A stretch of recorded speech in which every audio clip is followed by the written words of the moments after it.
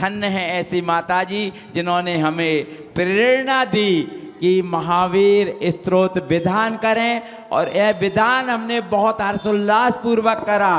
और कल उन्हीं पुण्यार्जकों के माध्यम से वे भक्तामर जी तो और एक कल्याण मंदिर स्तोत्र तो हमने अनेक बार किया था, लेकिन गुना में पहली बार हमने महावीर स्तोत्र नामक महान स्तोत्र पाठ पर करने का सौभाग्य 64 दीप प्रज्वलित करके किया है। बोलो परम पूज्य मुनि श्री प्रणम्य सागर जी महाराज की, सभी यारिका संघ की।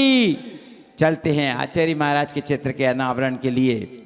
भाई आशीष जी चौधरी, अनूप भैया, अजय जी और सचिन जी को सब आएं और पहुंच करके आचार्य महाराज के चित्र के समक्ष दीप प्रज्वलन करने का सौभाग्य प्राप्त करें। पहुंचें सचिन भैया, आशीष जी चौधरी, अनूप जी, अजय भैया शीघ्रता से पहुंचें। उभरती हुई प्रतिभाएं हैं और पहुंचकर दीप प्रज्वलित करने का सौभाग्य प्राप्त करें। दीप से दीप जलाते चलो, विद्या की गंगा समय की गंगा, ये की गंगा बहाते चलो।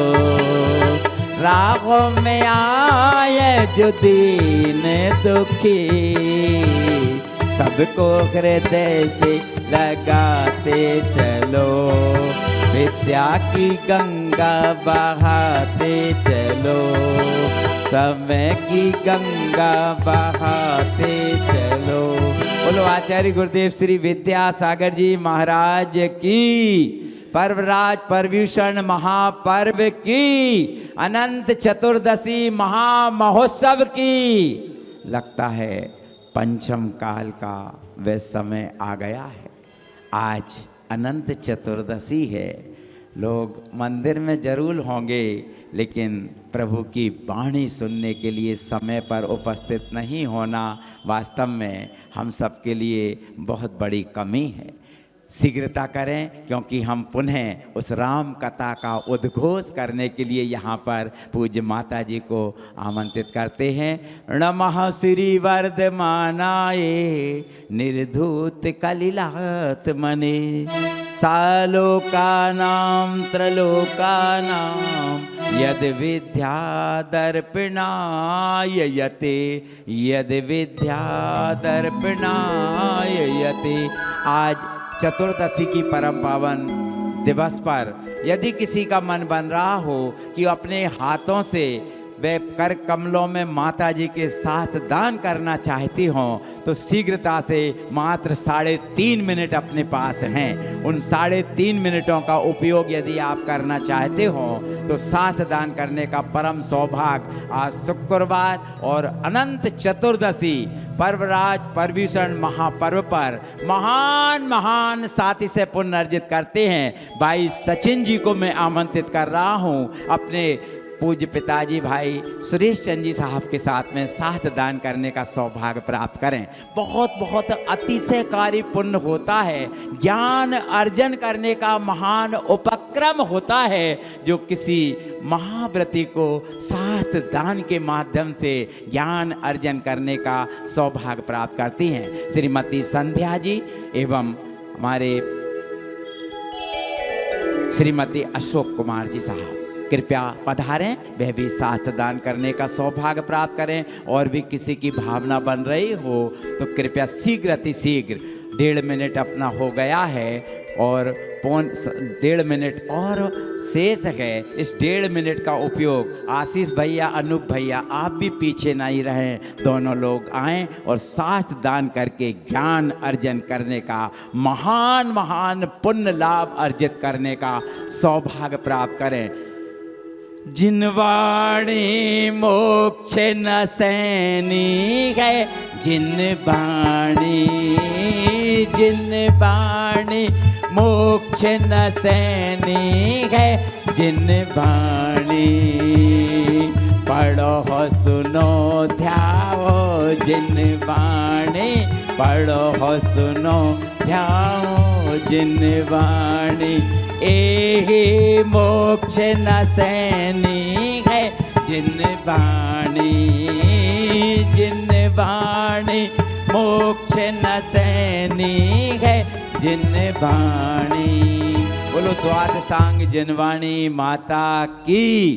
पूज्य माता जी के युगल चरणों में सत सत बंदामी अर्पित करते हुए प्रार्थना करते हैं आज पुनः उस राम कथा के माध्यम से हमें ज्ञान अर्जन कराने की कृपा करें। बंदामी माता जी, बंदामी बंदामी बंदामी। ॐ नमः सिद्धिभ्यः। ॐ नमः सिद्धिभ्यः। ॐ नमः सिद्धिभ्यः। अरिहन्तिडमुकारो भावीण्यजो करी दीपयदिमदि सुसवदुःखमुखं पावदीयचरणकालीड अज्ञानतिमिर्हान्धस्य ज्ञानाञ्जनशलाकयाः चक्षुरुन्मीलितं येन तस्मै श्रीगुरुवे नमः। तस्मै श्रीगुरुवे नमः। अनंतानंत सिद्ध परमेष्टि भगवान की आदिम तीर्थंकर देवादेव श्री ऋषभनाथ भगवान की देवादेव 1000 श्री पार्श्वनाथ भगवान की वर्तमान शासन नायक श्री वर्धमान महावीर भगवान की प्रातः स्मरणीय परम पूजाचार्य भगवान श्री विद्यासागर जी महामुनिराज की सराकोद्धारक परम पूज्य आचार्य श्री ज्ञान सागर जी महाराज की परम पूज्य आचार्य श्री समय सागर जी महाराज की दीक्षा प्रदाता परम पूज्य आचार्य गुरुवशी गे सागर जी महाराज की शिक्षा प्रदाता अर्हम योग प्रणेता परम पूज्य मुनिवर मनीषी प्रणम्य सागर जी महाराज की श्री सिद्ध प्रभु राम भगवान की 10 लक्षण महापर्व की अहिंसा परमो धर्म की वंदनी आरिका रत्न 105 प्रसममती माता जी की वंदनी आरिका संघ की उत्तम ब्रह्मचर्य धर्म की।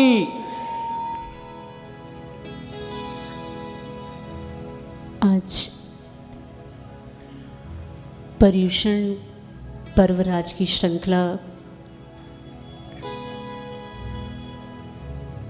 को अनवरत बढ़ाते हुए आज अंतिम दिन उन्नतम ब्रह्मचर्य धर्म का दिन अनंत चतुर्दशी पर्व, जिसकी महिमा गाने के लिए आचार्यों ने ग्रंथों में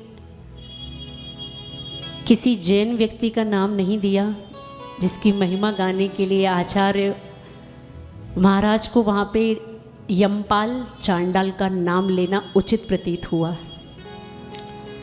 आप किस कुल में पैदा हुए महत्व इस बात का नहीं है, किसी भी कुल में उत्पन्न होने के बाद आपका आचरण किस प्रकार का है महत्व इस बात का है। ऐसे यमपाल चांडाल का उदाहरण आचार्यों ने अहिंसा अणुव्रत में दिया। धर्म किसी जाति से किसी समुदाय से बंधा हुआ नहीं होता। धर्म तो आचार्यों ने कहा, धर्म तो वस्तु का स्वभाव है। आपका स्वभाव क्रोध करना नहीं, आपका स्वभाव तो क्षमा करना है।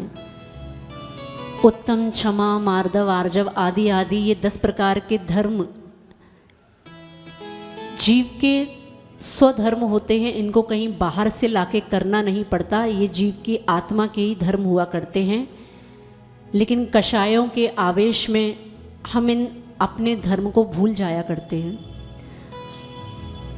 आज पुनः 2 दिन के अंतराल के पश्चात भगवान महावीर स्वामी का जन्म कल्याणक बहुत हर्षोल्लास के साथ मनाने के पश्चात आज पुनः श्री राम केवली भगवान की कथा से जुड़ते हैं, क्योंकि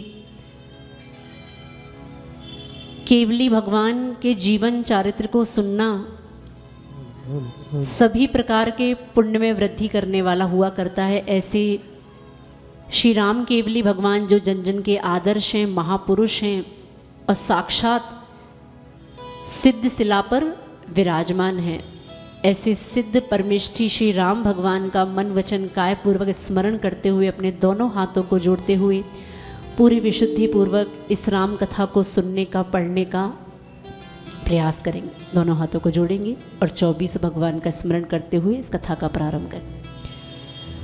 24 जिन राज को प्रणमो बारंबार, राम कथा वर्णन करो तुच्छ बुद्धि अनुसार। ॐ ह्रीं विद्यासागराय नमः। ॐ ह्रीं प्रणम्यसागराय नमः। रवि आचार्य के पद पंकज सिरना, सुमिरे मात सरस्वती हम पर हो सहाय। गुरुजनों की वंदना करते बारंबार, भक्ति तुम्हारे चरण की अब कर लो स्वीकार। हमें कथा सुनाते रामचंद्र भगवान की, हमें कथा सुनाते राम सिद्धि भगवान की। ये रामायण है परम केवली राम की, ये गुण गायन है परम कथा श्री राम की। जम्बूद्वीपे भरत क्षेत्रे आर्यखण्डे भारत देशे की नगरी है विख्यात अयोध्या राम की। यही जन्मभूमि है परम केवली राम की। हमें कथा सुनाते रामचंद्र भगवान की, ये गुण गायन है परम कथा श्री राम।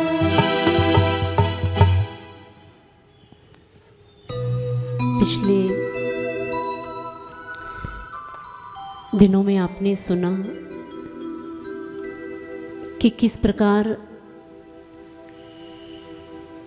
जंगल में सभी प्रकार की बाधाओं को, उपसर्ग को सहते हुए राम, लक्ष्मण और सिया का विहार चल रहा है, और किस प्रकार रावण के द्वारा सीता का अपहरण करने के पश्चात सीता को देवारण्य वन में अशोक वृक्ष के नीचे बिठालने के पश्चात रावण हर प्रकार से प्रयास कर रहा है कि सीता किसी प्रकार मान जाए, और दूसरी तरफ राम की तरफ से हनुमान को तैयार किया जाता है कि सीता के पास स्वर्ण मुद्रिका लेकर जाना है और सीता का समाचार प्राप्त करना है। ऐसे उस श्रृंखला में आगे क्या होता है, किस प्रकार श्री हनुमान श्री राम की आज्ञा से सीता के पास किस प्रकार पहुँचते, आगे क्या क्या होता है, दोनों हाथों को जोड़ते हुए श्री राम केवली भगवान जो साक्षात तुंगगिरी पर्वत से मोक्ष गए, इस भावना के साथ कि भगवान आपकी कथा को श्रवण करने का फल मुझे भी सिद्ध पद की प्राप्ति हो, ऐसी भावना के साथ दोनों हाथों को जोड़ते हुए मर्यादा पुरुष श्री राम है सिद्ध प्रभु बलराम। मर्यादा पुरुष श्री राम है सिद्ध प्रभु बलराम। मर्यादा पुरुष श्री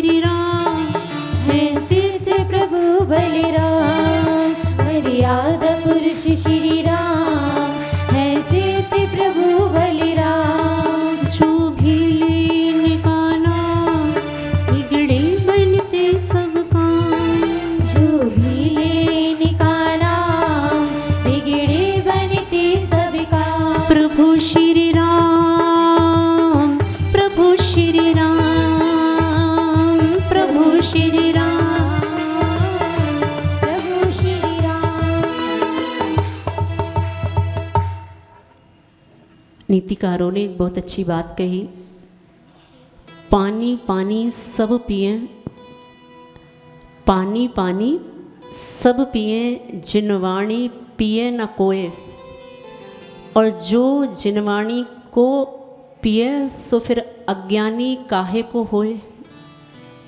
पानी पीते हैं और कल तो इतना पिया है कि पानी पीने के बाद डांट भी खाई है बहुत।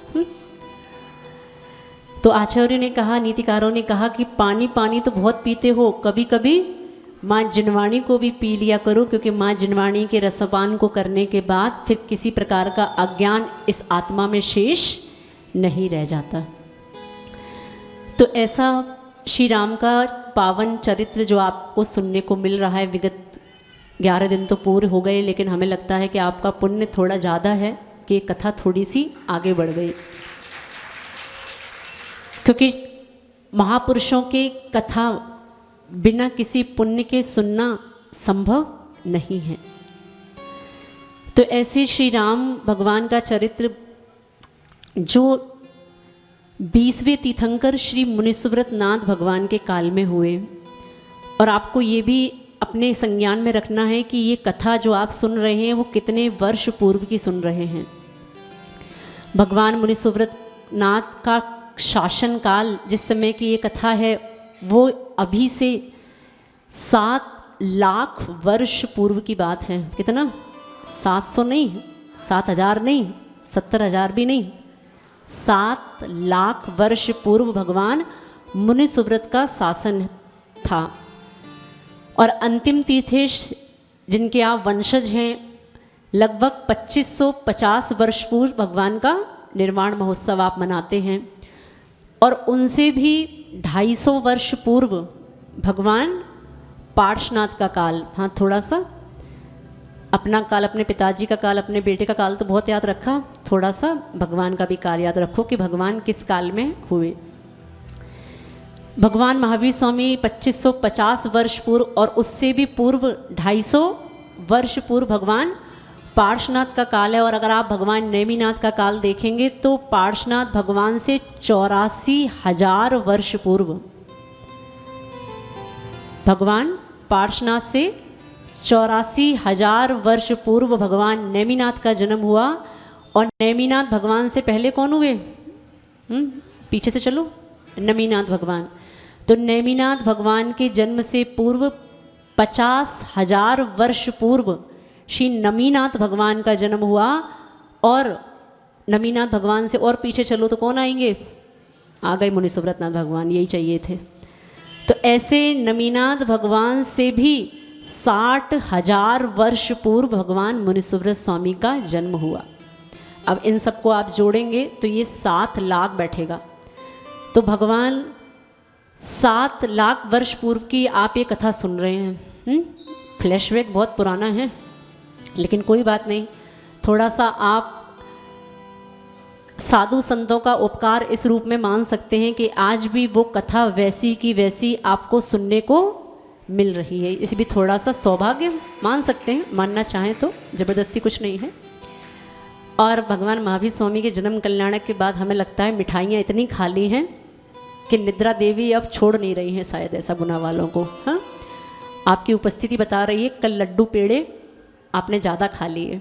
कोई बात नहीं, एक आध दिन और इस कथा को सुनेंगे, जब तक सीता जी को वापस लाने की थोड़ी प्रक्रिया देखते हैं कि किस प्रकार सीता जी को वापस लाने के अब सभी प्रकार के उपक्रम प्रारंभ किए जा रहे हैं। दोनों हाथों को जोड़ते हुए पूरे मनोयोग के साथ भगवान को स्मरण करते हुए, मर्यादा पुरुष श्री राम, हे सिद्धि प्रभु पहले राम। मर्यादा पुरुष श्री राम, है सिद्धि प्रभु बलिराम। जो भी ले इनका नाम, बिगड़े बनते सब काम। जो भी ले इनका नाम, बिगड़े बनते सब काम। प्रभु श्री राम, प्रभु श्री राम, प्रभु श्री राम, प्रभु श्री राम। ओ सीता के स्वामी प्राण, हनुमान के जो अभिमान। सीता के स्वामी प्राण, हनुमान के जो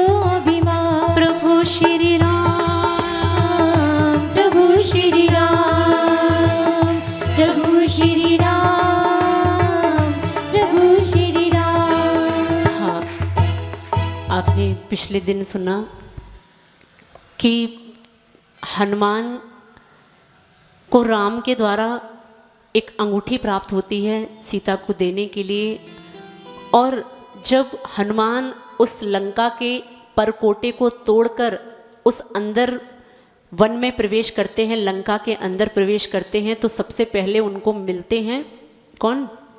विभीषण। विभीषण को सब प्रकार की नीति न्याय समझाते हुए बोलते हैं कि आप तो महाविज्ञ हैं, आप तो बहुत धर्मात्मा हैं, और आपके राज्य में ये सब क्या हो रहा है कि आपका ये बड़ा भाई माँ सीता का अपहरण करके यहाँ ले आया, और आपके होते हुए ये सब आपके राज्य में नीति अनीति अन्याय हो रहा है, ये मुझे समझ में नहीं आ रहा। अगर आप थोड़ा सा इनकी रिश्तेदारी समझने का प्रयास करें तो हनुमान और विभीषण का क्या रिश्ता हुआ? थोड़ा बताओ हमें। हाँ, आगे पाठ पीछे सपाट तो नहीं चल रहा। हनुमान की और रावण की आपको रिश्तेदारी बताई कि हनुमान की और रावण की कोई रिश्तेदारी है, क्या है? रावण की बहन की बेटी भांजी, हाँ मामा ससुर, हाँ है ना। इतना समझ नहीं आता हमें मामा ससुर चाचा ससुर, लेकिन इतना समझ में आता है ससुर हैं। तो ये विभीषण कौन हुए? ये छोटे ससुर हुए, है ना। तो ऐसा वो अपने छोटे ससुर को समझाते हुए बोलते हैं कि ससुर जी, आपके ये राज्य में क्या हो रहा है कि आपके बड़े भैया किसी सीता का माँ का अपहरण करके अपने राज्य में ले आए, और हमें आपसे ऐसी उम्मीद तो नहीं थी, क्योंकि आप लोग बहुत धर्मात्मा लोग हैं। आपका वंश, आपको बताया कि इनके वंश का नाम राक्षस वंश है, और वो राक्षस वंश का नाम भी राक्षस क्यों पड़ा? क्योंकि ये इनके जो भी कुल में जितने भी राजा हुए वो सभी की रक्षा किया करते थे।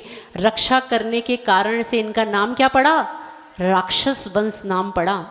तो ऐसा हनुमान उन्हें समझाते हुए बोल रहे हैं। और आप वंश की परंपरा में एक बात और समझ सकते हैं कि भगवान ऋषभ देव इक्ष्वाकु वंश के कहे जाते हैं।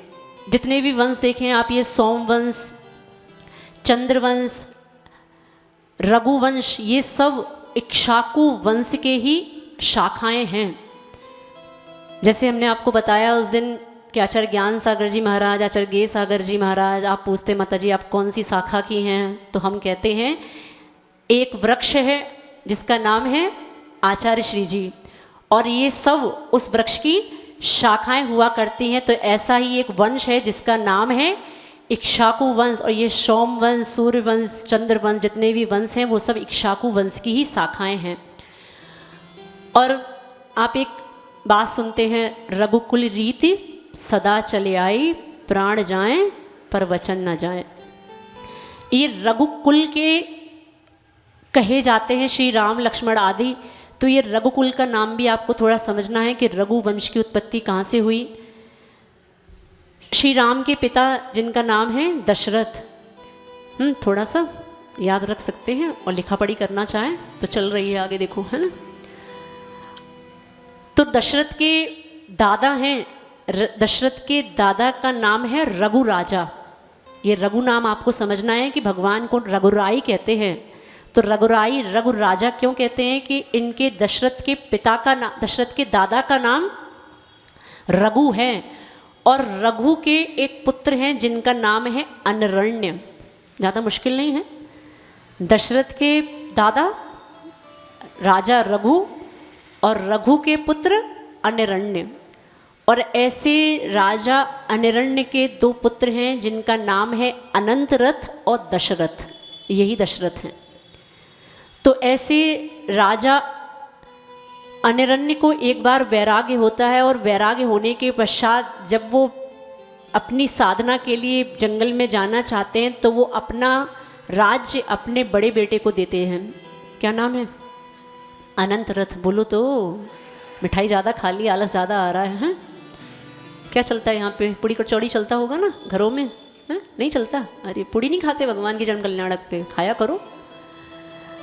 तो ऐसा अरण्य रथ अपने पुत्र जिनका नाम है अनंत रथ, तो अनरण्य के द्वारा अपने बड़े पुत्र को राज दिया जाता है। तो बड़ा पुत्र कहता है, पिताजी आप ये झूठन मुझे क्यों दे रहे हैं? राज्य क्या है, झूठन है कि नहीं है? आपके पिताजी ने भोग के आपको छोड़ के दे दिया और आप अपना छोड़ा हुआ किसे दे रहे हैं? आचार्यों ने, आचार्य पूज्यपाद स्वामी महाराज ने भी अष्टोपदेश में इसको झूठन कहा। तो जब ऐसे पुत्र ने कहा कि आप ये झूठन मुझे दे के क्यों जाना चाहते हैं, जब आप जंगल में तपस्या करने के लिए जाते हैं तो मेरा पुण्य कि मैं भी आपका पुत्र होना तब अपना सौभाग्य मानूंगा कि मैं भी अपने पिता के साथ जंगल में साधना करने के लिए जाऊं, दिगंबरी दीक्षा धारण करने के लिए जाऊं। तो ऐसा पिता के साथ बड़ा पुत्र जिसका नाम है अनंत रथ, जो दशरथ के बड़े भाई हैं, तो ऐसे दशरथ के बड़े भाई अपने पिता के साथ जंगल में तपस्या करने के लिए चले जाते हैं। और राज्य किसको मिलता है? बोलो तो, पीछे थोड़ा बोलो।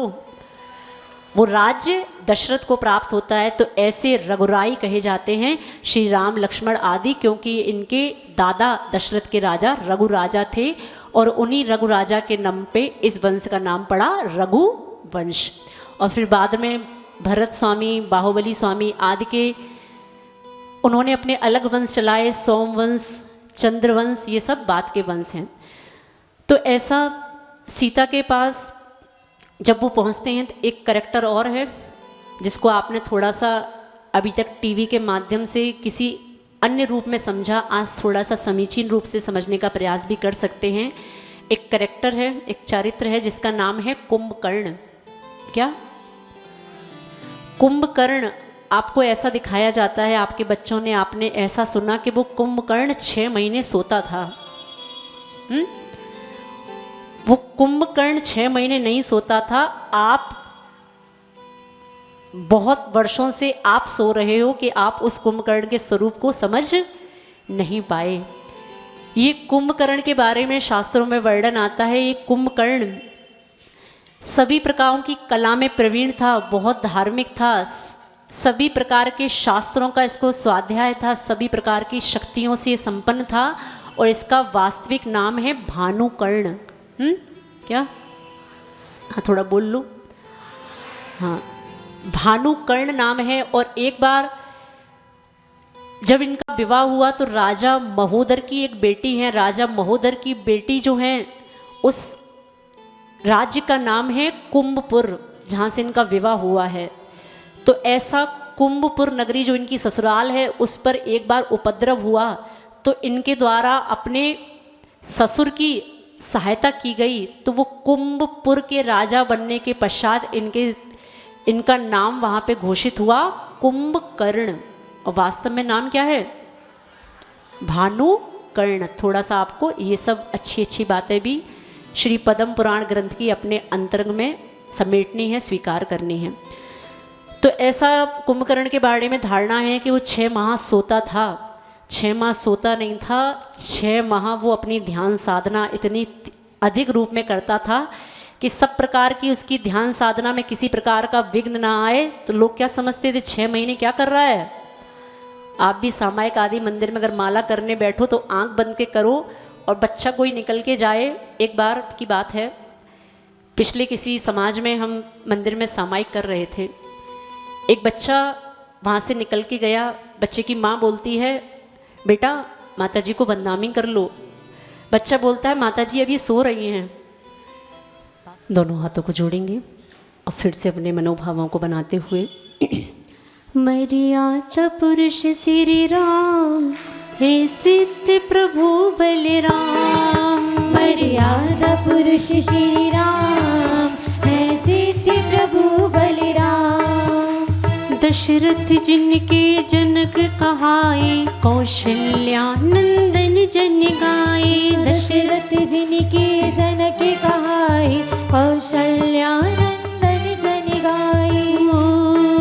इक्ष्वाकु वंश की शान, क्षत्रिय जग दया निधान। इक्ष्वाकु वंश की शान, क्षत्रिय जग दया निधान। प्रभु श्री राम, प्रभु श्री राम, प्रभु श्री राम, प्रभु श्री राम। हनुमान जी वो स्वर्ण मुद्रिका को लेके सीता के पास अशोक वृक्ष के पास पहुंचते हैं और वहाँ से दूर से ही वो पेड़ की झुरमुट के पीछे से देख रहे हैं कि सीता का रूप, माँ सीता का सौंदर्य किस प्रकार का है। श्री राम क्यों इनके अलावा किसी स्वर्ग की अप्सरा से भी विवाह करना नहीं चाहते। तो ऐसा सीता जो उसने प्रण ले रखा है कि जब तक मुझे श्री राम लेने नहीं आएंगे तब तक मेरा अन्न और जल का त्याग है। गुना समाज थोड़ा सीखना है। जब तक अपने स्वामी के दर्शन नहीं हो जाते तब तक मेरा अन्न जन का त्याग है। कम से कम इतना नियम भी ले लिया करो, जब तक हमारे श्री जी मंदिर में नहीं पहुंच जाते तब तक हमारा भी अन्न जल का त्याग है। मात्र पूजा अभिषेक शांति धारा कर लेने से किसी प्रकार का धर्म नहीं होता जब तक वो धर्म विवेक के साथ न किया जाए। अविवेक के साथ किया हुआ धर्म भी आपके लिए दुर्गति का कारण बन सकता है। इस बात को अच्छे से ध्यान रखना। तो हनुमान जब पहुंचते हैं उस वृक्ष के पीछे से छुपके देखते हैं तो कैसा सीता का रूप देखते हैं, क्योंकि सीता को अब 11 दिन हो गए हैं और 11 दिन से उन्होंने अन्न जल कुछ भी ग्रहण नहीं किया है। और अन्न जल न ग्रहण करने के पश्चात उनके चेहरे की क्या दशा है, दोनों हाथ जोड़ के सुनेंगे। काले काले घुंघर वाले मुखड़े पर केशी झूम रहे, बिन सवरे बिखरे से मेले ये धूमिल धूमिल होए रहे। 11 दिन का उपवास युक्त तन सारा ही को मिलाए रहा, नैनों से आंसू झरते हैं और सांस भी रुक रुक आई रहा। देख सिया के हाल को सोच रहे हनुमान, विरह दिया है क्यों इन्हें क्या चाहे भगवान। दबे पाँव से बड़े रहे मुद्री देनी डाल, छिप करने देखने लगे सब माता का हाल। अंगूठी देख सीता जी के हृदय में हर्ष आता है, सुना रावण ने चेटी से तो मंदोदरी से कहता है। कहा दासी आकर के प्रफुल्लित आज सीता है, प्रिय जाकर के समझाओ मान जाएगी सीता है। देखो किस प्रकार वो हनुमान ने वो अंगूठी उनको वहाँ प्रत्यक्ष रूप से नहीं दी, वो अंगूठी उन्होंने ऊपर से वहाँ उनके पास छोड़ दी। और जैसे ही सीता की दृष्टि उस मुद्रिका पर पड़ती है वो पहचान जाती है ये मुद्रिका तो मेरे ही स्वामी श्री राम की है और ये यहाँ कहाँ से आई। ऐसा वो चारों तरफ देख रही हैं और उस मुद्रिका को देखते हुए वो सब प्रकार की अपनी शोक बाधाओं को भूल जाते हैं और पूरा हर्ष भाव के साथ वो पूरे के पूरे वन में विचरण कर रही हैं कि मेरी स्वामी की अंगूठी लेके कौन आया।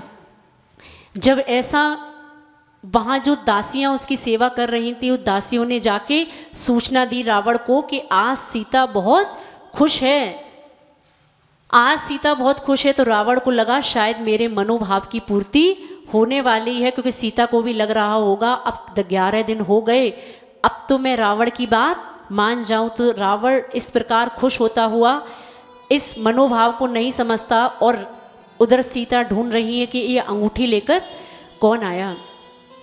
इधर मंदोदरी को जब पता लगता है तो मंदोदरी सीता के पास आती है और सीता के पास आते हुए कहती है शायद मुझे लगता है ये बहुत दिन से इसने कुछ खाया पिया नहीं है तो ये विक्षिप्त हो गई है,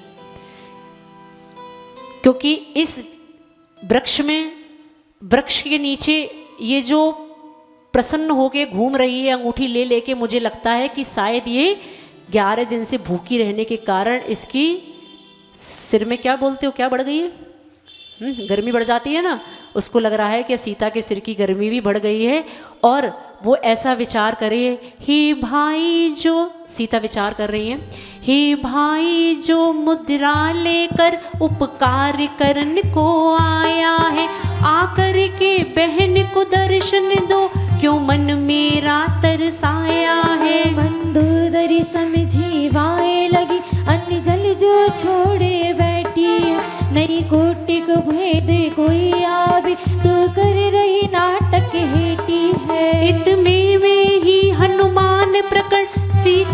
तुम्हारे पास में आते हैं। मंदोदरी देख आश्चर्य करे, क्या सुधि पाने को आते हैं। हनुमान से कहने लगे ऐसे, तुम हमारे संबंधी भारी, गुणवानी बड़े ही बलशाली, क्या अकल गई है सब हमारी। ऐसा मंदोदरी देखती है कि ये हनुमान ये मुद्रिका को लेके आए हैं। तो हनुमान मंदोदरी से कहते हैं, जब सीता देखती है कि जो मुद्रिका लेके आया है वो हनुमान है और ये हनुमान को मैंने कभी पहले देखा नहीं, तो वो पूछती है आप कौन हैं। तो बोलते हैं माँ आप चिंता नहीं करो, मुझे आपके ही स्वामी श्री राम ने भेजा है। मंदोदरी हनुमान को पहचानती है। कौन हुई इनकी कौन हुई सास है ये इनकी। और जब ये इनको देखती हैं तो बोलती है हनुमान से कि तुम्हारी मति मारी गई है, तुम्हारी मति क्या बिल्कुल की पूरी मारी गई है। जो तुम विद्याधर होते हुए, तुम रावण के रिश्तेदार होते हुए, तुम सभी प्रकार के उनके संबंध रखते हुए अपनी पत्नी तुम्हारी पत्नी इसी परिवार की है और तुम ये बात भूल गए और तुम किसका साथ दे रहे हो, तुम राम का साथ दे रहे हो। मंदोदरी ऐसा उसको हनुमान जी को बुरा भला कहती हैं कि तुम्हारी मति मुझे लगता है मारी गई है, जो तुम अपने परिवार के लोगों को छोड़ के किसी ऐसे लोगों का साथ दे रहे हो जो भूमि गोचरी हैं, जिनके पास किसी प्रकार की विद्याएं नहीं है। ऐसा मंदोदरी उनसे कहती हैं। और आगे थोड़ा सा और सुने कि मंदोदरी उनको किस प्रकार कहती हैं। तुम रामदूत बनकर आए, क्या लज्जा तुम्हें न आती है। यदि रावण को मालूम हुआ तो जान मुफ्त में जाती है। हनुमान ये सुन के कहने लगी, लेकिन मुझको अचरज बारी। राजा मय की तुम पुत्री हो, त्रिखंड पति की हो नारी, लेकिन पर स्त्री चोरी की तुम क्यों दूती बनकर आई हो। क्या उसको रोक नहीं सकती, आते भी ना शर्माई हो। देखो एक दामाद की हिम्मत देखो। दामाद हनुमान जी मंदोदरी से कह रहे हैं तुम मुझे कह रही हो, आप मुझसे ये बात कह रही हो कि मुझे शर्म नहीं आती, मैं राम का दूत बनकर आया हूँ। आपको इस बात की शर्म नहीं आती क्या कि आप अपने उस पति का साथ दे रही हो जो पति गलत प्रकार का व्यभिचार सीता के साथ कर रहा है। आप भी तो लक्ष्मण रावण की तरफ से आप उनकी दूती बन के आई हो। अगर मैं राम का दूत बन के आया हूँ तो आप भी किसकी दूती बन के आई हो, आप भी तो रावण की दूती बन के आई हो। तो आपको इस बात की लज्जा नहीं आती। और मुझे तो अपने निर्णय में कोई प्रकार की शंका या कोई प्रकार का पछतावा इसलिए नहीं है क्योंकि राम तो किसी प्रकार से गलत नहीं है। उनकी पत्नी का अपहरण हुआ है, लेकिन गलत तो रावण की तरफ से हो रहा है कि वो किसी अन्य की स्त्री को अपहरण करके ले आए हैं। तो लज्जा तो किसको आनी चाहिए, लज्जा तो आपको आनी चाहिए कि आप अपने पति रावण का साथ दे रहे हो। ऐसा कहते हुए आगे किस प्रकार की इनकी चर्चा और चलती है, दोनों हाथों को जोड़ते हुए। मर्यादा पुरुष श्री राम, हे सिद्ध प्रभु बलराम। मर्यादा पुरुष श्री राम, है सिद्ध प्रभु बलराम। थोड़ा सा अच्छे से भक्ति करो। जो भी लेने का नाम, बिगड़े बनते सब काम। जो भी लेने का नाम, बिगड़े बनते सब काम। प्रभु श्री राम, प्रभु श्री राम, प्रभु श्री राम, प्रभु श्री राम। ऐसा हनुमान मंदोदरी से कहते हैं कि आप इस बात को स्वीकार कर लो, क्योंकि केवली भगवान की वाणी में इस प्रकार की वचन खिरे हैं कि आपके पति का मरण ऐसे पुरुष के द्वारा होगा जिसने कोटि शिला को उठाया हो। और आपको इस बात की जानकारी नहीं है कि उन्हीं भूमि गोचरी राम के भाई लक्ष्मण के द्वारा उस कोटि शिला को उठा लिया गया है। कहाँ तक, हाँ कहाँ तक, घुटनों तक। तो ऐसा आपको नहीं पता कि आपके पति रावण की मृत्यु अब शीघ्र ही होने वाली है और आप अपने सब प्रकार को श्रृंगार को छोड़ने का भी आपका समय आ गया है। आप विधवा होने वाली हो और आप अकेली नहीं, आपके साथ जो आपकी रावण की 18,000 रानियां हैं और आप उनकी पटरानी हो, ऐसी सबकी सब रानियां विधवा होने वाली हैं और आप अपना वो समय मान लो कि आपके पति का वो समय आ गया। और आप इस प्रकार सचेत होने का संकेत वो हनुमान मंदोदरी को देते हैं, लेकिन मंदोदरी उस बात को नहीं समझती और सभी प्रकार के अपने पति के अभिमान में फूलती हुई बोलती हैं कि तुमने अपने वंश के साथ द्रोह किया है और तुम्हें इसकी सजा रावण से जरूर मिलेगी। हनुमान किसी प्रकार की चिंता ना करते हुए माँ सीता से कहते हैं, सीता से वो कहते हैं कि माँ आप इन सब की बातें छोड़ो, मेरे पास विद्याएं हैं, मैं विद्याधर हूँ, विद्याधर के वंश का हूँ। आप तो मेरे कंधे पर बैठो और मैं आपको इस लंका के बाहर आपके स्वामी श्री राम से मिला देता हूँ। अब देखो, आपको महिलाओं को थोड़ा सा ये भी समझना है कि एक पतिव्रता नारी किस प्रकार अपने पति धर्म का पालन करती है, पत्नी धर्म का पालन करती है, किस प्रकार वो अपने शील की रक्षा करती है। जब हनुमान जी ने इस प्रकार बोला कि मैं विद्याधर हूँ, आप तो मात्र मेरे कंधे पर बैठ जाओ और सभी प्रकार की समस्याओं से मैं आपको अभी छुटकारा दिलाए देता हूँ और आपको सीधे कहाँ पहुँचा देता हूँ, आपके स्वामी श्री राम के पास। लेकिन सीता के उत्तर क्या थे, सीता के वचन क्या थे, ऐसा भी जब आप सुनेंगे तो वास्तव में लगेगा कि वास्तव में स्त्री अपने शील की रक्षा करती हुई किस प्रकार से प्रयास करती है। सीता बोली मेरे भैया पति आज्ञा बिन कैसे जाऊं। एक बार बोल लो महिलाओं।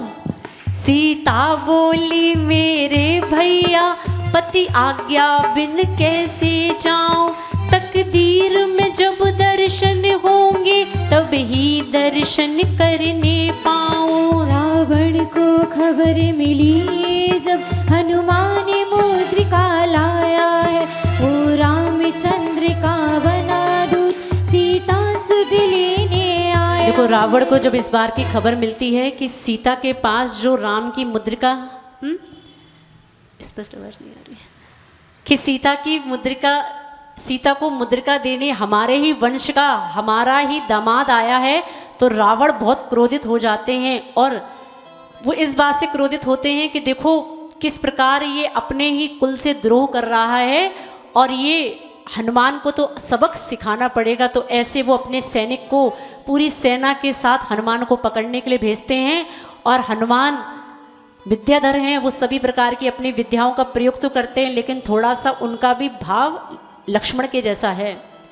लक्ष्मण का जैसे स्वभाव है ना, थोड़ा मनोरंजन का, कौतूहल का, थोड़ा इनका स्वभाव भी वैसा है। ये सोचते हैं थोड़ा सा आनंद लिया जाए इस युद्ध का, और सब प्रकार की किसी प्रकार की विद्याओं का प्रयोग जब वो नहीं करते तो रावण के 2 पुत्र हैं, कौन कौन, इंद्रजीत और मेघनाथ। ऐसे वो पुत्र के द्वारा हनुमान को नागपाश में बांध लिया जाता है। रामायण देखिए ना, टीवी में देखते हैं ना, नागपाश के द्वारा हनुमान को बांध लिया जाता है। और हनुमान को बांधने के बाद जब वो अपने पिता रावण के पास हनुमान को लेके जाते हैं तो किस प्रकार उन हनुमान का रूप दिखाई देता है वहाँ पर।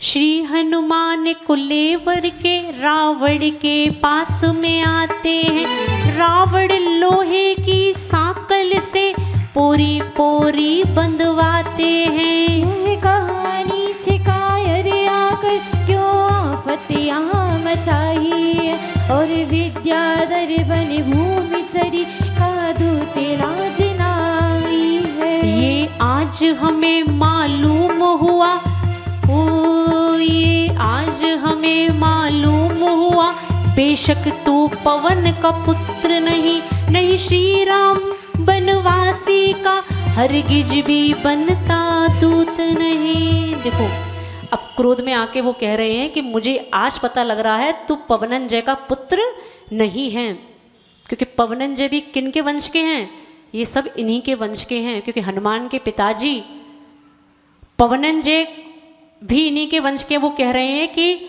आज मुझे मालूम हुआ कि तुम मेरे वंश के नहीं हो, तुम पवनंजय के पुत्र नहीं हो। अगर तुम पवनंजय के पुत्र होते, कहानी याद है, पवनंजय और हाँ हाँ, बचपन में जब छोटे हुआ करते थे, बचपन में उस समय मुनि महाराजों के संग से कुछ पत्रिकाएं चलती थी। चलती हैं कि नहीं? वर्तमान में पत्रिकाएं आती हैं ना, जैसे कि कौन सी पत्रिका चलती है यहाँ पे? हाँ, पत्रिका नहीं चलती? चलती होगी। उस समय एक सत्यार्थी पत्रिका चला करती थी। फैशन बंद हो गया क्या पत्रिका आने का? मासिक पत्रिकाएं, हाँ, सन्मति संदेश, देखो है ना, सन्मति संदेश, ऐसी पत्रिकाएं उस समय आया करती थी, क्योंकि उस समय हाथों में मोबाइल नहीं हुआ करते थे। तो आप समझ के देखें, ये सब छोटे छोटे बहुत अच्छे अच्छे प्रसंग, सतियों की कहानी, ये भी जब सुनने को पढ़ने को मिली तो कब? जब स्कूल की छुट्टियां हो जाया करती थी तो हाथ में माँ क्या थमा देती थी, बोलो तो? और आज की माँ, ले मोबाइल पकड़, मेरा पीछा छोड़, होता है कि नहीं? मोबाइल पकड़ और मेरा पल्ला छोड़, अब तो जो करना है सो कर। पहले की माँ भी इस प्रकार की हुआ करती थी, क्योंकि अपना वो समय याद है कि जब स्कूल में पढ़ा करते थे और स्कूल की छुट्टियां लगा करती थी, और घर में जब सब प्रकार के मोबाइल आदि कुछ नहीं होते थे, टीवी भी तब चले जब लाइट तो आए, टीवी भी। अब आजकल के जैसे जीवों का बच्चों जैसा पुण्य नहीं है कि 24 घंटे लाइट उपलब्ध रहती थी। तो उस समय क्या पढ़ने को मिलता था? उस समय ये ही पत्रिकाएं, ये छोटे छोटे पत्रिकाएं पढ़ने को मिलती थी, जिनमें क्या होता था? सतियों की कथाएं होती थी। और आप समझें, वो सतियों की कथाएं 20 वर्ष पूर्व पढ़ने के पश्चात आज भी मस्तिष्क में हैं, क्योंकि बचपन के दिए हुए संस्कार कभी भी आगे जाके विस्मृत नहीं होते। जिस समय वो मिट्टी गीली हुआ करती है, उस समय वो मिट्टी को चाहे आप वो क्या बनाते हो जिससे वो पीते हो, चिलम ही होती ना, वो मिट्टी हुआ करती है जिससे आप चाहें तो एक सुंदर कलशा का निर्माण भी कर सकते हैं, और आप चाहें तो उसी मिट्टी से एक ऐसे ही पदार्थ का निर्माण कर सकते हैं जिससे सब प्रकार की आप अपनी आयु को नष्ट करने का भी भाव अपने मन में लाते हैं। तो इसलिए कहते हैं कि जिस समय बच्चा छोटा हो उसके अंदर धर्म के संस्कार डाल दो, फिर बड़ा होने के बाद ना वो आपकी सुनता है, और जब आपकी नहीं सुनता तो पहुँचते कहाँ हो? अब कहाँ बचा, क्या स्थान बचा? पहुँचो माताजी महाराज के पास कि ये हमारी सुनता नहीं। समय रहते उसको सुना लिया होता, समय रहते ही उसको धर्म की बातें सिखा दी गई होती, तो आज वो दिन नहीं आते। कितनी माएँ आती हैं प्रतिदिन, हर समाज में, हर गांव में, माताजी महाराज हो तो महाराज जी बच्चे को समझाओ, इसको थोड़ा सा आशीर्वाद दो, बुद्धि दो। ये सुनता नहीं है। वो सुनता इसलिए नहीं है क्योंकि बचपन जब उसका रहा, आपने उसके समय उसको धर्म के संस्कार नहीं दिए। कितनी माएँ ऐसी हैं गुना समाज में जो रात में बच्चे को सोते समय धर्म की कहानियाँ सुनाती हैं।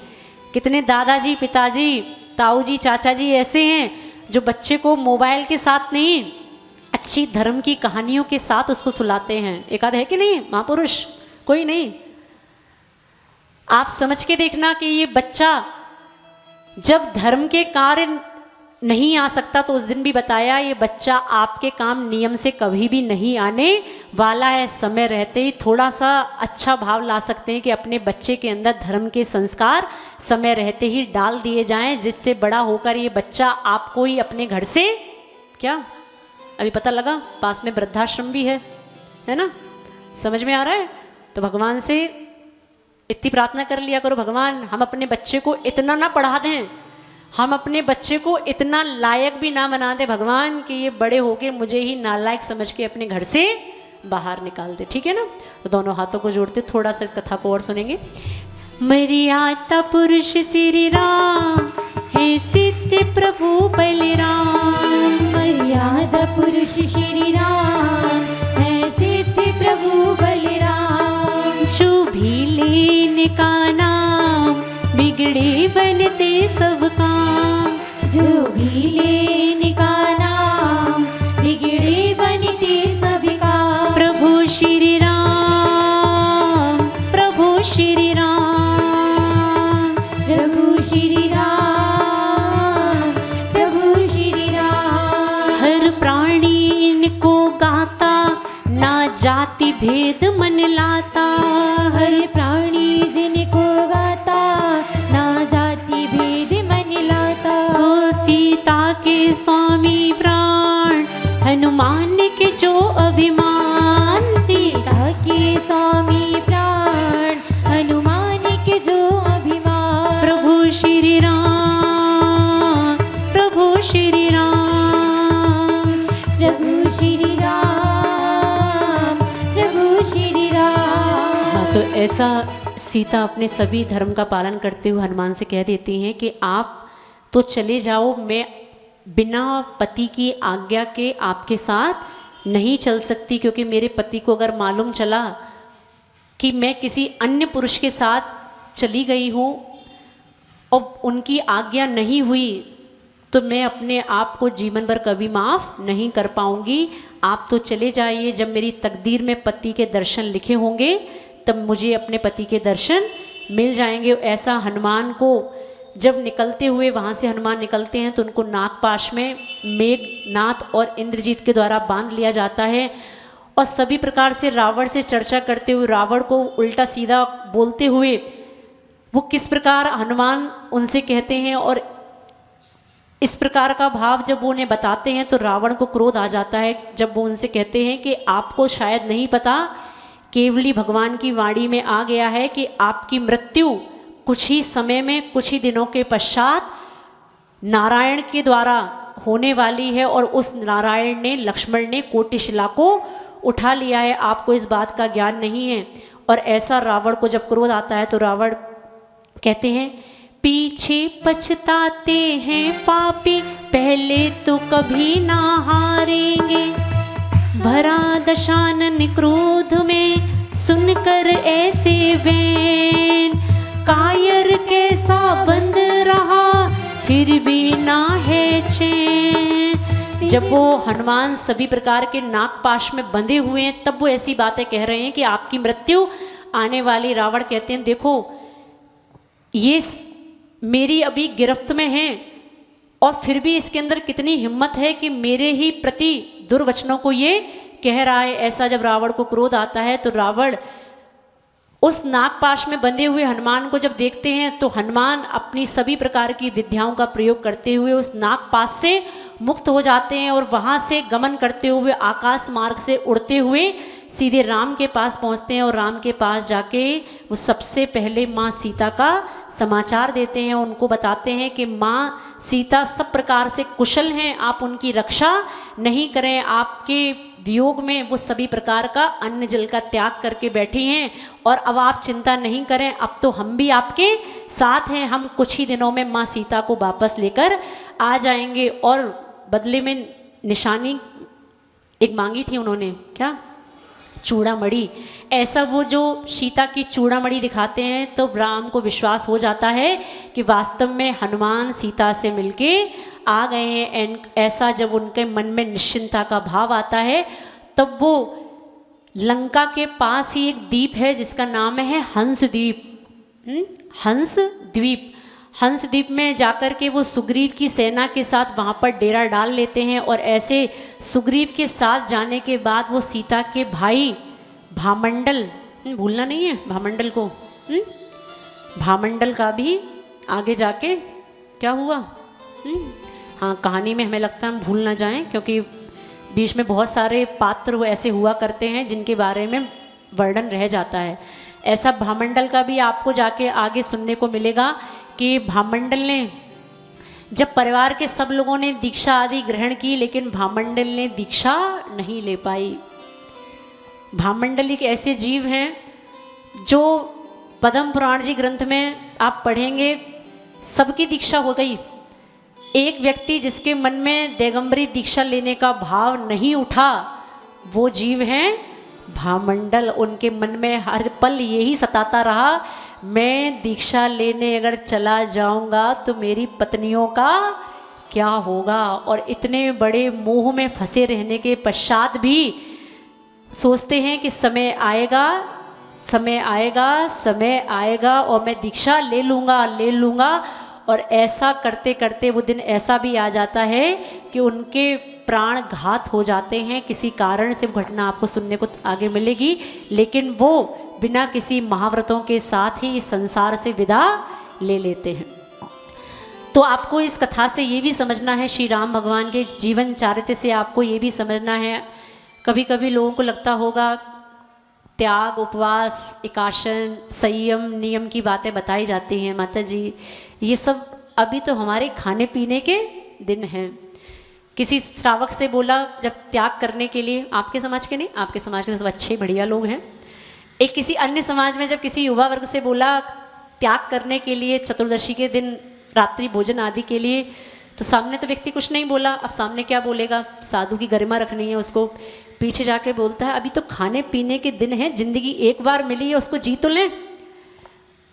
क्योंकि सभी प्रकार की टीवी में आपने ऐसी प्रकार की पिक्चरें आदि देखी। एक पिक्चर आई थी, कौन सी, अरे देखते नहीं हो क्या, जिंदगी मिलेगी ना, ये जिंदगी मिलेगी ना दोबारा ही पिक्चर की ऐसी बातें आपके दिमाग में घुस गई हैं कि आपको वास्तव में क्या लगता है, जिंदगी एक बार मिली है, जिंदगी दोबारा मिलने वाली नहीं। अब एक बार मिली है तो अच्छा है कि इसको भोगों के साथ जिया जाए, इसको त्याग के साथ क्यों दिया जाए। बात उल्टी है कि सीधी है। आपको एक कुछ दिन पूर्व आपको एक गाथा सुनाई, दोबारा से आज फिर उस गाथा को स्मरण करेंगे। आचार्य कुंदकुंद स्वामी भगवान ने कहा, धीरेण भी मरिदव्वम निधीरेण भी अवश्य मरिदव्वम जद दोहिम भी मरिदव्वम वरम ही धीरत तरेण मरिदव्वम। क्या कह रहे हैं भगवान? भगवान कह रहे हैं धीर का भी मरण होना है, अधीर का भी मरण होना है। जो धैर्य रख के समाधि पूर्वक मरण करेगा उसका भी मरण होना है, जो खाते खाते हॉस्पिटल में वेंटिलेटर पे गद्दे पे जाएगा उसका भी मरण होना है। मरना इसको भी है, मरना उसको भी है, क्योंकि अजर अमर संसार में कोई नहीं है। तो आचार्य कहते हैं जब मरना दोनों को ही है तो समझदारी विवेक इसमें है कि धीरता के साथ मर लिया जाए। समझ में आ रही है? जब मरना ही है तो अच्छा क्या है कि हम अपने जीवन का समापन, जब कोई बात नहीं जिंदगी भर भोगना है भोग लो, लेकिन कम से कम अंत समय तो क्या कर लें, बोलो तो कर लें। कौन, आप या हम? कहने वाला कर ले, सुनाने वाला कर ले, सुनाने वाला कर ले या सुनने वाला करे? कहना तो बहुत सरल है। भगवान महावीर स्वामी का पथ इतना कठिन नहीं कि कोई चल ना सके। भगवान महावीर स्वामी का पथ इतना कठिन नहीं कि कोई चल ना सके, और भगवान महावीर स्वामी का पथ इतना सरल भी नहीं कि हर कोई चल सके। आप अपनी कैटेगरी देखना कि आप कौन सी कैटेगरी वाले हो। आप भगवान महावीर स्वामी के पथ को कठिन मानने वाले हैं या सरल मानने वाले हैं। आचार्य कहते हैं, एक ग्रंथ में पढ़ने को मिला कि मुनिराज के तो महाव्रतों के साथ एक महाव्रती के तो मात्र 22 परिचय हुआ करते हैं, एक गृहस्थ के तो 22,000 परिचय हुआ करते हैं। कितने? लेकिन आपको अपने परिचय नहीं लगते होंगे, आपको अपने परिचय सुख लगते होंगे। और एक मुनि महाराज, एक माता जी जब आहार करके आते हैं, धूप में निकलते हैं, सभी प्रकार के अंतराय आदि होने के बाद भी जब कंठ अवरुद्ध होता है, धूप में विहार होते होंगे, तो आपको लगता होगा कैसे दुखी जीव हैं, इनसे बड़ा दुख तो संसार में कहीं और है ही नहीं। आपको पहले भी बताया कि धर्म हमें दुखी नहीं बनाता, धर्म हमें आगे आने वाले दुखों से बचना सिखाता है। जिस समय एक साधु बिना आहार के सब प्रकार के परीक्षों को सहता हुआ अपना जीवन यापन करता है, वो उस समय एक बात का चिंतन करता हुआ अपने जीवन को व्यतीत करता है कि बेटा अभी थोड़ा सा सहना है, सह लो, असंयम के साथ मरण हो जाएगा तो कहाँ जाओगे? असंयम के साथ मरण हो जाएगा, दुर्गति में नरकों में जाने को मिलेगा, तो वहाँ पे तो जल की एक बूंद मिलने वाली भी नहीं है। कोई बात नहीं, कल नहीं मिल पाया कोई बात नहीं, कब मिल जाएगा?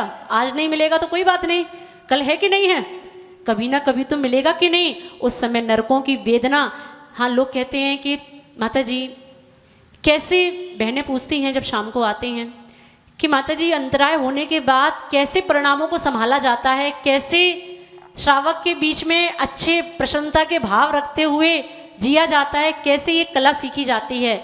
तो उस कला सीखने का मात्र एक उपाय है कि जिस समय ये सब वेदनाएं, ये सब परिचय अपने ऊपर आते हैं, मात्र चिंतन करना है नरकों का। कहाँ का? नरकों का चिंतन करना है कि एक बार नरक में चले गए तो सागरों सागरों तक बिना जल के रहना है। अभी तो मात्र 1-2 दिन की बात है और संयम के साथ हम ये तपस्या कर रहे हैं तो हमारे कर्मों की निर्जरा हो रही है। और नहीं तो क्या हो रहा है, नरकों में जाके क्या होगा? बोलो तो क्या होगा? कर्म कटेंगे या कर्म बढ़ेंगे? तो कर्म काटने हैं कि कर्म बढ़ाने हैं?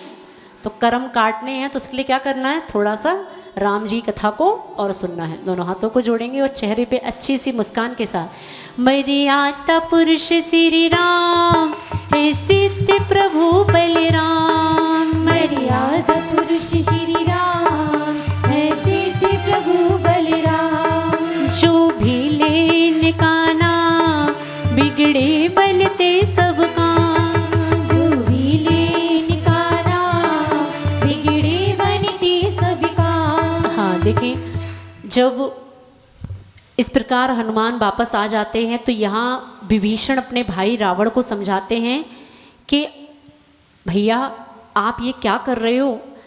आप खुद इतने बड़े धर्मात्मा हैं और आपने इतना बड़ा अन्याय का कार्य कैसे कर लिया? आप किसी की स्त्री को हरण करके ले आए, अभी भी कुछ बिगड़ा नहीं है। अभी भी अपने पास समय है कि श्री राम की स्त्री को आप वापस कर दें। और जब से मैंने ये वचन सुने हैं कि श्री केवली भगवान की वाणी में क्या आया है आपके मरण के संदर्भ में, तब से मुझे आपकी बहुत चिंता हो रही है, आप अपनी जिद को छोड़ दें। उस समय जब विभीषण समझाते हैं, लेकिन जब काल नज़दीक आ जाता है, मरण का काल, तो बुद्धि काम नहीं करती। तो ऐसा भी श्री रावण की बुद्धि जब काम नहीं करती तो रावण विभीषण को बहुत उल्टा सीधा बोलते हैं और विभीषण से कहते हैं तुम भी उस हनुमान की तरह द्रोही हो गए, तुम भी उस हनुमान की तरह अब मेरे विपरीत बात करने लगे, तुम भी कुल द्रोही हो गए। मुझे ऐसे व्यक्ति को अपने सामने भी नहीं देखना है और तुम अपनी अगर खैर चाहते हो तो इसी समय इस राज्य को छोड़ के इसकी सीमा के बाहर निकल जाओ, वरना मेरे गुस्से का कोई पार नहीं है। ऐसा सब विभीषण अपमानित होते हैं तो वो भी निर्णय कर लेते हैं जब इनकी मति मारी गई है तो इनका जो होना है होने दो, मैं तो अपने प्राण बचाऊं, मैं तो अपना सुरक्षित स्थान कर लूं, ऐसा वो सोचते हैं। और वो विभीषण राम के पास, राम के कटक में हंसद्वीप में जाते हैं, जहाँ पर राम अपनी सेना के साथ, सुग्रीव की सेना के साथ वहाँ बैठे हुए हैं। और जब राम देखते हैं कि कोई रावण के कुल से, रावण का ही भाई मेरे पास आया है, तो सभी उनको बोलते हैं कि आप इनकी बातों में नहीं आना, रावण ने जरूर कोई ये चाल चली है। लेकिन राम समझते हैं कि ये विभीषण बहुत बड़ा धर्मात्मा है, ये नीति विज्ञ है, ये गलत नहीं हो सकता, मुझे इसकी बात समझनी चाहिए। और विभीषण राम के पास आके बोलते हैं कि मेरा भाई, अब मैं उसके बारे में क्या कहूँ अधिक, उसकी मति भ्रमित हो गई है, उसकी बुद्धि मारी गई है। लेकिन मैं आपसे वचन लेता हूँ, आपको वचन देता हूँ कि मैं आपकी सब प्रकार से युद्ध में सहायता करूँगा, क्योंकि मैं जानता हूँ आप गलत नहीं हैं। गलत कोई है तो कौन? रावण नहीं, मेरा भाई। गलत कोई है तो कौन? आपके लिए रावण होगा, उसके लिए तो उसका भाई है। गलत है तो मेरा भाई गलत है, मैं आपकी सब प्रकार की युद्ध में सहायता करने के लिए तैयार होता हूँ। और विभीषण इस प्रकार का राम को वचन देते हैं। और आगे युद्ध की तैयारी किस प्रकार होती है? जहाँ होना था संग्राम युद्ध, भूमि पर फौरन आए हैं, बाजे बजते रावण ने सुने, फूले नहीं अंग समाए हैं। सभी राजाओं को बरकत बांटे, शास्त्रों को भी देते, और बड़े बड़े राजा आकर रावण का शरणा लेते हैं। मंत्री सेनापति और सैनिक घर घर से विदाई लेकर के आ जुटे, सभी संग्राम भी प्राणों को हथेली पर रख के। जिस समय दशानन जाने लगा, अपशुगुन हुए हैं अति भारी, सब जानते भी तो हैं लेकिन होनी है सबकी मत मारी। ऐसा जब रावण युद्ध के लिए जाते हैं वहाँ बहुत तरह के अपशगुन होते हैं, लेकिन सभी प्रकार के अपशगुन को अनदेखा करते हुए रावण उस युद्ध की भूमि पर बढ़ने लगता है और अंदर ही अंदर वो समझ रहा है कि मेरा युद्ध करने का कोई भाव तो नहीं है, लेकिन मैं क्या करूं, अब मेरे पास इसके अलावा दूसरा कोई रास्ता भी नहीं है। उस रावण का भी कोई भाव नहीं था युद्ध करने का, ये भी आपको समझना है, लेकिन उसके पास अब अपना आत्मसम्मान की बात है कि मैं इस स्त्री को वापस तो नहीं करूँगा, क्योंकि अगर वापस कर दिया तो लोक में मेरी हंसाई होगी, मेरी जग हंसाई होगी कि रावण एक स्त्री को ले गया था, जब उसके साथ किसी प्रकार के सुख को नहीं भोग पाया तो रावण को उस स्त्री को वापस करना पड़ा। तो मुझे क्या करना पड़ेगा, अब मुझे इस युद्ध के अलावा दूसरा कोई रास्ता दिखाई नहीं देता। ऐसा वो युद्ध करने के लिए युद्ध भूमि पर अपनी सेना के साथ प्रस्थान करते हैं। रावण पक्षी मरे बहुत से, तब मन सोच सोच रह जाए, इंद्रजीत और मेघनाथ ये कैसे काबू में आए, भामंडल सुग्रीव के ऊपर नगे पास पाश फिर दिया चला, दोनों वश करे नागे पास में पड़ी भूमि मूर्छित हो जाए। कुंभकर्ण ने मायावल से हनुमान को बांधाए, महाबली हनुमान उसी दम झटका देकर छूटे जाए। तभी विभीषण रामचंद्र से कहने लगे बहुत समझाए, तो या ते राजा से सर्वे दोनों पड़ी भू पर आए। ऐसा जब वहाँ युद्ध प्रारंभ हो जाता है और रावण के वंश के ही जो उनके पुत्र हैं मेघनाथ और बोलते चलो थोड़ा थोड़ा, मेघनाथ और इंद्रजीत के द्वारा नागपाश में भामंडल को सुग्रीव को बांध लिया जाता है। सबसे पहले पकड़ा गया तो किसको, भामंडल को और सुग्रीव को। अगर आप बल के आधार पर देखें तो इनकी सेना बहुत विशाल है, रावण की सेना बहुत विशाल है। ऐसी रावण के पुत्रों के द्वारा भामंडल को सुग्रीव को बांध लिया जाता है और उस समय लक्ष्मण युद्ध करने के लिए जब आगे बढ़ते हैं तो लक्ष्मण को आगे बढ़ता हुआ देखकर जब किसी प्रकार से वो उनकी सहायता करने में असमर्थ हो जाते हैं तो लक्ष्मण भी चिंता में पड़ जाते हैं कि किस प्रकार भामंडल और सुग्रीव को छुड़ाया जाए, क्योंकि विद्याधर हैं, उनके पास बहुत सारी विद्याएं हैं। और जब उस समय उन्हें कुछ समझ नहीं आता तो उन्हें याद आती है गरुण इंद्र की। किसकी, कौन है गरुणेंद्र, कौन है, जटायु नहीं, जटायु कैसे, जटायु का तो हो गया जो होना था। किसकी याद आती है उन्हें, गरुणेंद्र की याद आती है। कुलभूषण देशभूषण मुनिराज के ऊपर जब उपसर्ग हुआ और जब दोनों भाइयों के द्वारा उपसर्ग दूर किया गया तो उन मुनिराज के पूर्व भव के पिता जो गरुड़ेंद्र थे वो उस समय आए थे। भूल जाते हो, उपकारी का उपकार याद रखना थोड़ा सीखो। उस समय उन दोनों मुनिराजों के पिता जो गरुड़ इंद्र थे वो आए थे और श्री राम लक्ष्मण से बोलते हैं, आपने मेरे दोनों पुत्रों की रक्षा की है, आप जब चाहें मुझे याद कर लेना, मैं उपस्थित हो जाऊंगा। भगवान महावीर स्वामी का जन्म कल्याणक बनाते बनाते सब भूल गए, कोई बात नहीं, थोड़ा सा याद रख सकते हैं। ज्ञान क्षयोपम ज्ञान वर्तमान में हुआ करता है, इसी कारण से थोड़ा थोड़ा सा ऐसा भाव आता है, कोई बात नहीं, थोड़ा सा याद रख सकते हैं कि ये गरुड़ेंद्र, उनको जब याद किया जाता है तो गरुड़ेंद्र वहाँ उपस्थित होते हैं और वहाँ दो विद्याएं प्रदान करते हैं। श्री राम को वो सिंहवादिनी नाम की विद्या प्रदान करते हैं और लक्ष्मण जी को वहाँ गरुड़ नाम की विद्या प्रदान करते हैं। सिंहवादिनी और लक्ष्मण को गरुड़ वादिनी, ऐसी दो विद्याएं प्रदान करते हैं। और श्री राम बलभद्र हैं, बलभद्र के पास भी अपने रत्न हुआ करते हैं और वो बलभद्र को भी वहाँ उस समय रत्न दिया करते हैं, देव रक्षित हल मूसल आदि देते हैं और लक्ष्मण के लिए वो त्रिशूल देते हैं। ये सब अस्त्र शस्त्र उनको उनके द्वारा प्राप्त होते हैं। और ऐसा जब लक्ष्मण को त्रिशूल प्राप्त होता है तो वो उस त्रिशूल के माध्यम से उस नागपाश को काट देते हैं और नागपाश से दूर करने के बाद भामंडल और सुग्रीव की क्या करते हैं, रक्षा करते हैं, ठीक है ना। थोड़ा सा 2-4 मिनट और सुनते हुए, क्योंकि ये राम कथा बहुत लंबी कथा हो गई है, संक्षिप्त में इसको करते हुए दोनों हाथों को जोड़ते हुए समापन की उसको ले चलते हैं। समापन आज तो नहीं होगा, एक आध दिन और चलेगी। है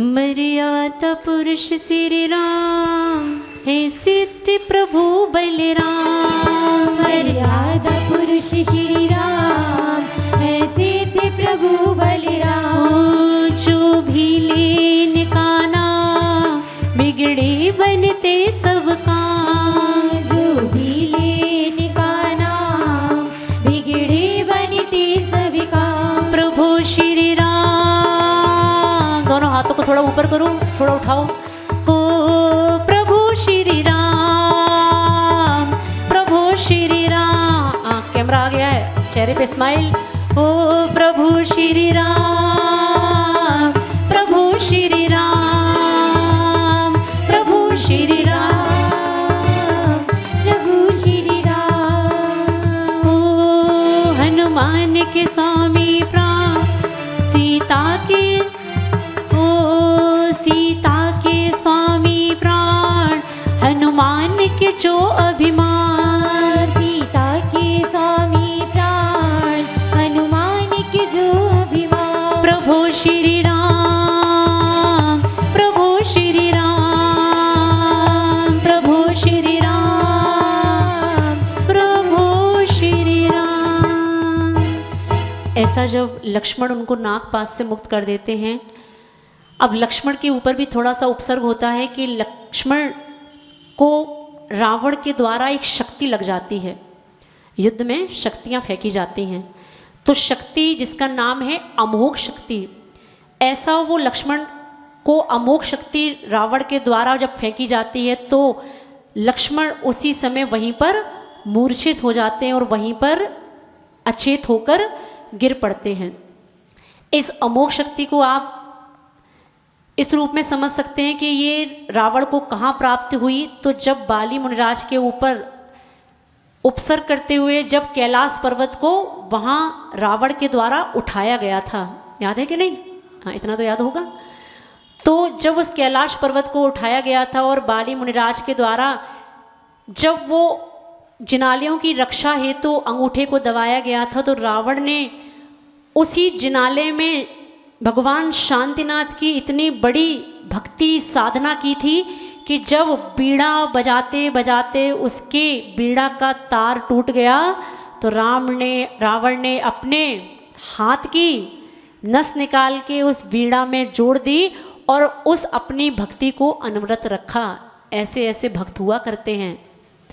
भगवान की भक्ति रुकनी नहीं चाहिए, हाथ की नस भी निकाल के डालनी पड़े कोई बात नहीं। ऐसी जब वहाँ पर ऐसी भक्ति जब उनके द्वारा की गई थी तो वहाँ देवों ने प्रसन्न होकर उनकी जय जयकार की थी और देवों ने उस समय उनको शक्ति प्रदान की थी जिसका नाम था अमोघ शक्ति।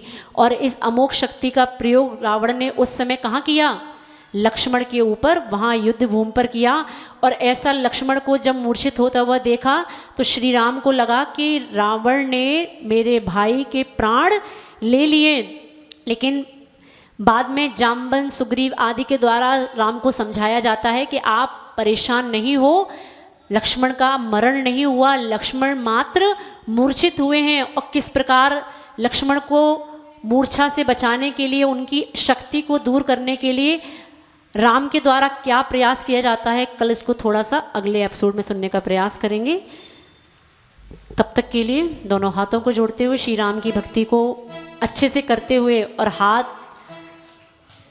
के वाद्य यंत्र अगर छूट जाएं तो आप भी रावण जैसी भक्ति कर सकते हैं। दोनों हाथों को जोड़ेंगे।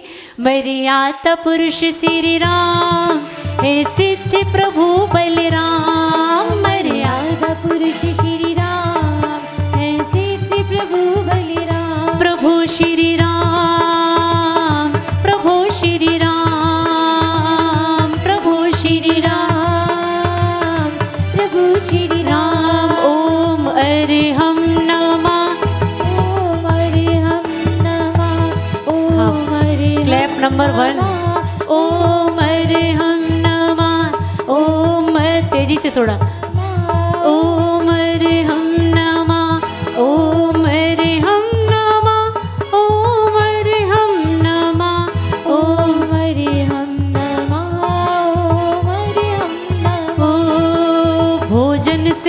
पहले तू गा ले, चलते फिरते भी तू ध्यान ले, भोजन से तू गाले, चलते फिरते भी तू, चलते फिरते भी तू ध्यान, सोने से पहले जग करके, सोने से पहले जग करके, मन को इसका नाद सुना ले, मन को इसका नाद सुना ले, सिद्ध शुद्ध अवरुद्ध मंत्र से तू अपना मुख खोल, ओम अरहम ओम अरहम ओम अरहम बोल।